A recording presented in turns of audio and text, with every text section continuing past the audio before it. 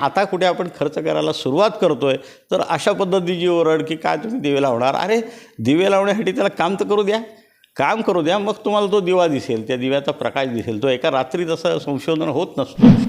सारथीच्या माध्यमातून PhD धारक विद्यार्थ्यांना सरसकट फेलोशिप देण्यात यावी अशी मागणी विधान परिषदेत सतेज पाटील यांनी केली. परंतु त्याला प्रत्युत्तर देताना अजित पवार यांनी उलट सवाल केला दिसला.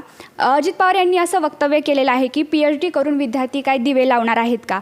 तर यावरून संपूर्ण राज्यभर वातावरण तापलेलं दिसलं. अनेक विद्यार्थ्यांनी याचा निषेध मोर्चा देखील काढलेला दिसला. तर आता आपण या सर्व मुद्द्यांवर शिक्षणतज्ज्ञ AP कुलकर्णी यांच्याशी चर्चा करणार आहोत. नमस्कार सर, आपलं एज वार्तामध्ये स्वागत. तर सर, अजित पवार यांनी उपमुख्यमंत्री पदावर असताना असं वक्तव्य करणं हे कितपत योग्य आहे आणि आपण त्याबद्दल काय सांगाल? मुख्य म्हणजे संशोधनासाठी अधिकाधिक पुरस्कार दिला जावा, अधिकाधिक प्रोत्साहन दिलं जावं असं केंद्र सरकारचं, राज्य सरकारचं मत आहे. आपल्या देशामध्ये प्रामुख्यानं रिसर्चवर होणारा खर्च युरोपच्या तुलनेमध्ये, पश्चिम देशांच्या तुलनेमध्ये खूप कमी आहे. आणि हे आपण सतत गेले 50 वर्ष हा आपल्या चिंतेचा विषय राहिलेला आहे की भारतामध्ये संशोधनावर खर्च 2%सुद्धा होत नाही.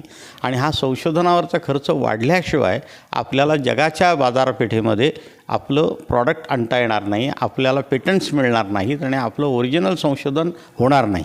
एका बाजूनी पंतप्रधान नरेंद्र मोदीजी असं सांगतायत की आत्मनिर्भर भारताचं स्वप्न त्यांनी पाहिलेलं आहे.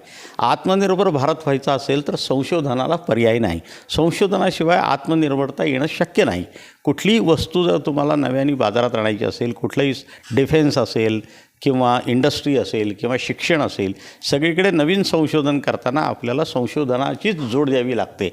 आणि त्यामुळे आपण बघितलं की राष्ट्रीय शैक्षणिक धोरण जे 2020चं मंजूर झालं आपल्या लोकसभेमध्ये, हे राष्ट्रीय शैक्षणिक धोरण आहे. हे राष्ट्रीय शैक्षणिक धोरणामध्ये संशोधनाला खूप मोठं स्थान दिलेलं आहे. ऑन द कॉन्ट्ररी आपण आता जर बघितलं तर 3 प्रकारची विद्यापीठं त्यांनी सांगितलीत की एक तर आहे टीचिंग इंटेन्सिव्ह युनिव्हर्सिटीज आणि दुसरी जी आहे त्या रिसर्च इंटेन्सिव्ह युनिव्हर्सिटीज. आता सरकारने असं म्हटलं की ज्या आज टीचिंग इंटेन्सिव्ह युनिव्हर्सिटीज आहेत त्या उद्या रिसर्च इंटेन्सिव्ह युनिव्हर्सिटीज व्हाव्यात. म्हणजे प्राधान्यानं त्या विद्यापीठांमध्ये संशोधनाचं काम चालावं ही केंद्र सरकारची अपेक्षा आहे, ही सर्व देशाची अपेक्षा आहे. आणि म्हणून राष्ट्रीय पातळीवर आपण पाहिलं की NRFची स्थापना केली, नॅशनल रिसर्च फाउंडेशनची स्थापना केलेली आहे. त्यासाठी काही हजार कोटींची व्यवस्था केंद्र सरकारने केलेली आहे. आणि भारतातल्या तरुणांना आणि प्राध्यापकांना संशोधन तुम्ही करा आणि तुमच्या अभ्यासाचा आणि तुमच्या संशोधनाचा देशाला आणि समाजाला फायदा होऊ द्या, हे निश्चितपणे म्हटलेलं आहे. आणि त्यामुळे आज विद्यापीठांमध्ये जे प्राध्यापक संशोधन करतात, जे विद्यार्थी संशोधन करतात, त्यांना एका अर्थानं आपण डिस्करेज करतो आहे. अशा पद्धतीच्या कॉमेंट्स ज्या उच्चपदस्थानी केल्या त्या अत्यंत दुर्दैवी आहेत. वास्तविक अशा लोकांनी संशोधनाला प्रोत्साहन दिलं पाहिजे. काही संशोधनं कदाचित खराब असतील, मी नाही म्हणत नाही, परंतु बहुतांशी प्राध्यापक आणि बहुतांशी विद्यार्थी आपल्या आयुष्यातली 3 वर्ष, 4 वर्ष, 5 वर्ष, कधीकधी 10-10 वर्ष संशोधनासाठी घालवतात. यातून त्यांना PhDची पदवी मिळते. PhD पदवी हे त्याचं बाय प्रॉडक्ट आहे. खरं म्हणजे त्या संशोधनातनं समाजासमोर काहीतरी नवीन ज्ञान येणं हे अपेक्षित असतं आणि त्या पातळीकडे जाण्याचा आपल्या देशाचा प्रयत्न आहे. विद्यापीठं त्याला प्रोत्साहन देत आहेत. त्या प्रत्येक संशोधकाला एक मार्गदर्शक असतो. तो मार्गदर्शक 3-3, 4-4 वर्ष त्याच्याकडनं अपेक्षित काम जोपर्यंत होत नाही तोपर्यंत ते त्याच्या पाठपुरावा करत असतो आणि त्यातून ते सगळं संशोधन बाहेर येतं. आणि यातनं निश्चितपणे आपण बघतो की आपल्या देशामध्ये अनेक लोकांनी पेटंट्स घेतलेली आहेत. गेल्या 4 वर्षामध्ये पेटंट्स घेण्याचं प्रमाण आपल्या देशामध्ये खूप वाढलेलं आहे. याचं कारण असं आहे की पेटंट्स मिळाल्यामुळे त्यांचं संशोधन अस्सल आहे, 100 नंबरही आहे असं म्हणायला हरकत नाही.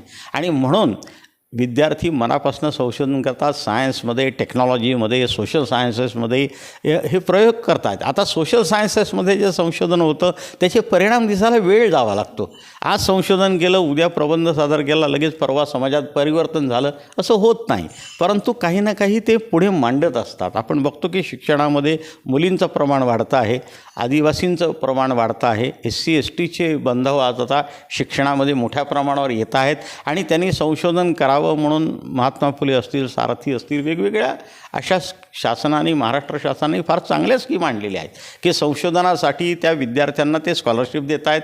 विद्यार्थ्यांना काही फंडिंग करतायत आणि विद्यार्थ्यांचं संशोधनाकडे पूर्ण वेळ लक्ष जावं म्हणून मोठ्या प्रमाणावर UGC असेल आणि राज्य सरकारसुद्धा प्रयत्न करतायत. ते कौतुकास्पद आहे. तर त्याला कुठेतरी तडा जाईल असं वक्तव्य असं उच्च पदस्थानी करू नये अशी आमची अपेक्षा आहे आणि त्यांनी ऑन द कॉन्ट्री त्याला प्रोत्साहन द्यावं. आणि जर काही चुकीच्या गोष्टी संशोधनात काही विद्यार्थी करत असतील तर त्याच्यावर नियंत्रण ठेवण्याची यंत्रणा विद्यापीठांमध्ये आहे, UGCमध्ये आहे. आता आपण बघतो की अनेक प्रकारचे, मी जेव्हा PhD केलं तेव्हा इतके नियम कठोर नव्हते, परंतु जेव्हा मी PhD गाईड झालो आणि माझ्या हाताखाली विद्यार्थ्यांनी PhD केलं तेव्हा अनेक कठोर निर्बंध आले की त्यांचं जे वाङ्मय शौर्य नाही ना याचे एक तपासणी करून घ्यावी लागते. प्लॅगॅरिझमची आम्हाला टेस्ट करावी लागते आणि प्लॅगॅरिझमची टेस्ट घेऊन ते सर्टिफिकेट दिल्याशिवाय त्याचा प्रबंध विद्यापीठ स्वीकारतच नाही. हे पूर्वी नव्हतं, हे नंतर आलं. प्लॅगॅरिझम म्हणजे काय की तुम्ही दुसऱ्या कोणाचं वाङ्मय शौर्य करून तुमचा प्रबंध तयार केला आहे का, हे नाही आहे ना. हे किती टक्के आहे, 10% आहे का 5% आहे, काही प्रमाणात ते अलाउड आहे.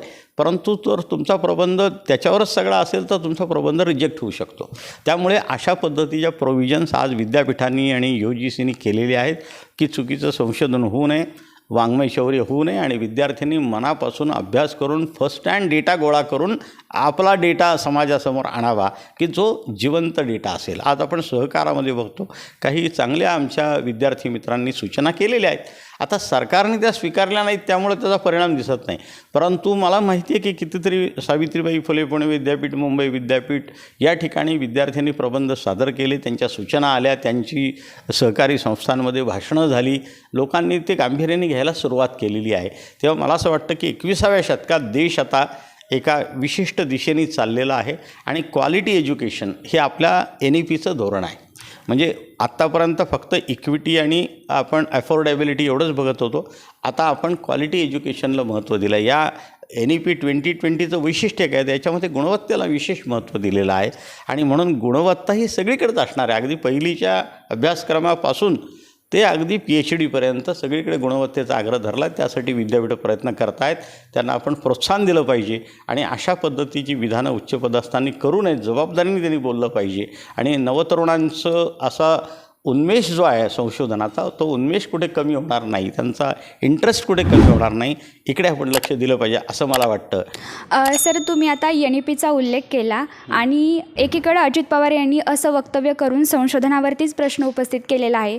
तर मग यावरून असं होतं का की शासन फक्त NEPचा गाजावाजाच करत आहे, तर याकडे आपण कसं पाहता? नाही, एक नक्की की शासन NEPचं जेवढा म्हणून प्रचार करता येईल तेवढा निश्चितपणे करताय आणि ती एका अर्थानं चांगली गोष्ट आहे. म्हणजे तुम्ही त्याला गाजावाजा म्हणताय पण मी त्याला प्रचार म्हणतो. कारण NEP ही तळागाळापर्यंत पोचलीच पाहिजे. ती पोचली नाही तर कळणार कसं. म्हणून शासन जे गाजावाजा करते ही एक चांगलीच गोष्ट आहे.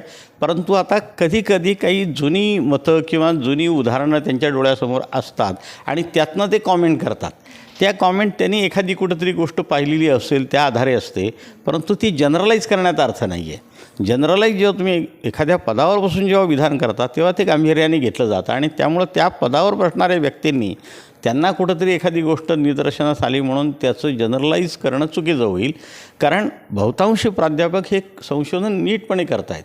आता मी अखिल भारतीय राष्ट्रीय शैक्षिक महासंघाचं गेले 5-7 वर्ष काम करतो महाराष्ट्रामध्ये. अनेक प्राध्यापक 2 आणि 3ला आमची डिसेंबरला नांदेडला ABRSMची मीटिंग झाली आणि त्या मीटिंगमध्ये सुद्धा आम्ही प्राध्यापकांचा NEPचा रोल काय असावा याच्यावर एक सत्र ठेवलं होतं. कुलगुरूंना बोलवलं होतं तिथल्या विद्यापीठाच्या आणि त्यांनी चांगली मांडणी केली की प्राध्यापकांचा NEP इम्प्लिमेंटेशनमध्ये रोल काय आहे. त्यांनी आता मी तुम्हाला सांगतो कुठल्याही कॉलेजमध्ये तुम्ही गेलात जी महाविद्यालयं स्वायत्त झालेली आहेत, ज्यांनी प्रायव्हेट युनिव्हर्सिटीज झाल्यात, जी आता क्लस्टर युनिव्हर्सिटीचं आपल्याकडे काम चालू आहे. काही विद्यापीठं आपल्याला क्लस्टर युनिव्हर्सिटीची आलेली दिसतात. आतापर्यंत 3 आलेली आहेत ऑलरेडी, काही पाईपलाईनमध्ये आहेत. तर इथे प्राध्यापक किमान 7-8 तास काम करत आहेत. आज 5 तास वास्तविक UGCचं बंधन आहे आम्हाला, 5 hours you should be in the campus. पण आता तुम्ही कुठल्याही शहरातल्या मोठ्या महाविद्यालयांमध्ये गेला, अगदी संगमनेरसारखं कॉलेज असेल, धुळ्यामधलं एखादं कॉलेज असेल, तर तुम्हाला दिसेल की प्राध्यापक किमान 7-8 तास काम करता आहेत. प्रश्नपत्रिका तयार करतायत, क्वेश्चन बँक तयार करतायत, संशोधन आर्टिकल्स तयार करतायत, ते लिहितायत. बरं, ही आर्टिकल्स सेमिनारमध्ये जाहीर तुम्हाला वाचून दाखवावी लागतात, मांडावी लागतात, त्याच्यावर त्या सेमिनारमध्ये चर्चा होते. म्हणजे एका अर्थानं गुणवत्तेचं परीक्षण होतं. सेमिनार्स मोठ्या प्रमाणात नॅशनल इंटरनॅशनल सेमिनार होतात.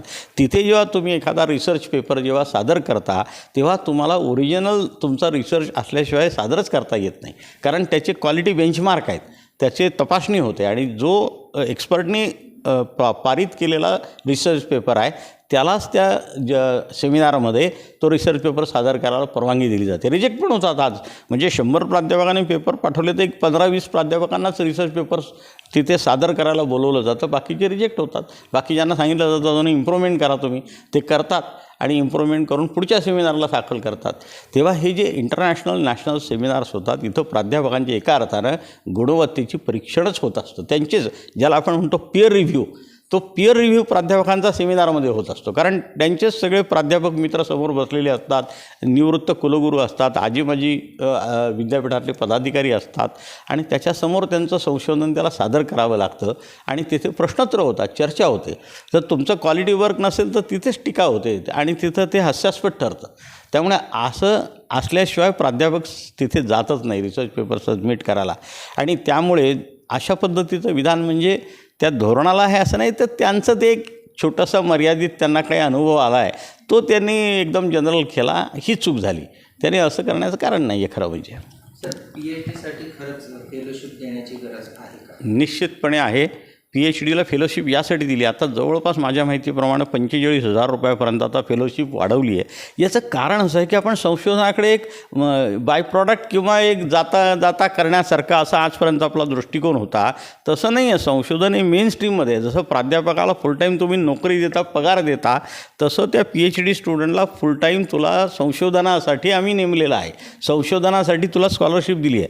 म्हणजे तुझी सगळ्या चिंता मी मिटवलेल्या आहेत. 45,000 रुपये जेव्हा आपण महिना त्याला देतो स्कॉलरशिप, तेव्हा एका अर्थानं त्याच्या राहण्याची, जेवणाची सगळी चिंता मिटलेली असते आणि तो त्या संशोधनावर कॉन्सन्ट्रेट करू शकतो. त्याला कुठेतरी बोच असते की सरकार म्हणजे जनता माझ्यासाठी खर्च करते, समाज माझ्यासाठी खर्च करतो आहे आणि मला ते उतराई व्हायचं आहे, मला चांगला रिसर्च पेपर आणि चांगला रिसर्च हा सबमिट करायलाच पाहिजे, चांगला PhD प्रबंध. त्यामुळे एका अर्थानं ते टेन्शन असतं त्याच्यावर आणि म्हणून या स्कॉलरशिप आपण दिल्याच पाहिजेत. जेव्हा तुम्ही इतक्या स्कॉलरशिप द्याल त्यातनं काही टक्के चांगलं संशोधन तुमच्या समोर येईल. जसं आपण धान्य पेरतो आणि त्यातली काही कणसं चांगली येतात, काही खराबही येतात, तसा प्रकार आहे की तुम्ही हा खर्च तर करायला पाहिजे. It is a investment. हा काही तुम्ही खर्च नाही आहे. शिक्षणावर विद्यार्थ्यांना आपण जेव्हा स्कॉलरशिप देतो तेव्हा ती एक इन्व्हेस्टमेंट आहे की त्या तरुणावर तुम्ही खर्च करता, की त्या तरुण विद्यार्थ्यांनी आपलं पोस्ट ग्रॅज्युएशन पूर्ण केलं आहे आणि आयुष्यातली 4 वर्ष 3 वर्ष तो त्या संशोधनासाठी पूर्ण वेळ देतो आहे आणि त्यांनी निश्चिंत मनाने संशोधन करावं, कुठली चिंता न ठेवता करावं, म्हणजे ते संशोधन चांगलं होईल आणि त्याचा आपल्याला रिझल्ट मिळेल आणि समाजाला आणि देशाला फायदा होईल. या 10 संशोधन पेपर आले आणि त्यातले 2 पेपर जरी समाजाच्या उपयोगी पडले तरी मला असं वाटतं की हे सार्थकी आहे. तुम्ही अनेक ठिकाणी प्रयोग करावा लागतो तेव्हा चांगलं प्रॉडक्ट बाहेर पडतं. सर, मुळात हा मुद्दा त्यापासूनच उपस्थित झालेला आहे की विद्यार्थ्यांची मागणी आहे की सरसकट फेलोशिप देण्यात यावी. तर आपल्याला काय वाटतं की कारण की गेल्या अनेक दिवसांपासून सारथीचे असेल, बार्टीचे असेल, अनेक विद्यार्थी सरसकट फेलोशिप देण्यात यावी यासाठी आंदोलन करत आहेत. तर आपल्याला काय वाटतं, सरसकट फेलोशिप देणं योग्य आहे का? सरसकट फेलोशिप देताही येणार नाही, कारण फेलोशिप मागणारे विद्यार्थी खूप आहेत आणि कुठल्याच सरकारला ते शक्य होणार नाही. परंतु फेलोशिप देण्याचं प्रमाण वाढवलं पाहिजे, कारण जर विद्यार्थ्यांची इकडे येण्याची मागणी वाढते तर ही चांगली गोष्ट आहे, हा चांगला संकेत आहे.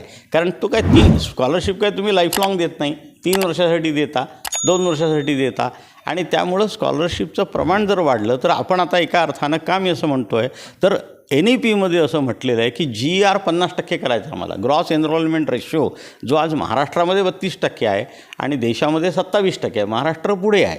देशाची सरासरी साधारण 27%च्या आसपास आहे. महाराष्ट्राची सरासरी क्रॉस 30% झालेली आहे जवळपास. मग जर आपल्याला GR म्हणजे ग्रॉस एनरोलमेंट रेशो जर 50% करायचा असेल 2035पर्यंत, म्हणजे आता 12च वर्ष राहिलीत, तर तुम्ही याच्यासाठी स्कॉलरशिप दिलीच पाहिजे ना. जास्तीत जास्त विद्यार्थ्यांना जेव्हा तुम्ही स्कॉलरशिप द्याल तेव्हाच तो GR वाढणार आहे, तेव्हाच ती मुलं येणार आहेत. मुळात उच्च शिक्षणावर आपण पैसा जेव्हा खर्च करतो तेव्हा ही मानसिकता बदलली पाहिजे की हा खर्च आहे. याच्यातनं आपण बाहेर यायला पाहिजे. हा खर्च नाही आहे, ही गुंतवणूक आहे. आणि तुम्ही जितकी गुंतवणूक जास्त कराल तितकी तुम्हाला फळं जास्त मिळणार आहेत. इन्फ्रास्ट्रक्चरमध्ये तुम्ही गुंतवणूक करता की नाही? रस्त्यांवर कोट्यावधी रुपये खर्च करता, हजारो कोटी खर्च करता, धरणांवर खर्च करता. अरे पण ती धरणं आणि रस्ते चांगले होण्यासाठी चांगले संशोधक पाहिजेत. त्या चांगल्या संशोधकांवर मात्र तुम्ही खर्च करत नाही. मग चुकीचे इंजिनियर्स जर काहीतरी सल्ला देतात आणि मग ते पूल पडतात, आपण बघतो आहे. त्यामुळं क्वालिटी एज्युकेशन ही पहिली त्याचा बेस आहे कुठल्याही डेव्हलपमेंटचा, कुठल्याही विकासाचा. म्हणजे जेव्हा तुम्ही स्ट्रक्चरल चेंजेस करणार आहात तेव्हा ते स्ट्रक्चर क्वालिटीचं होण्यासाठी अभ्यास त्या करणारा विद्यार्थी क्वालिटीचा पाहिजे आणि त्यासाठी तुम्ही गुंतवणूक केली पाहिजे. त्यामुळे हे अदृश्य आहे. याचे परिणाम दिसायला काही वर्ष जावी लागतील, काही दशकं जावी लागतील, तेव्हा तुम्हाला हे परिणाम दिसतील. आणि मग भारत एका अर्थानं आत्मनिर्भर होईल की सर्व आपलं मिसाईल्स असतील, इंडस्ट्रीज असतील. आता चायना आपल्या कितीतरी पुढे आहे. का चायना पुढे आहे? कारण त्यांच्याकडे संशोधन आहे.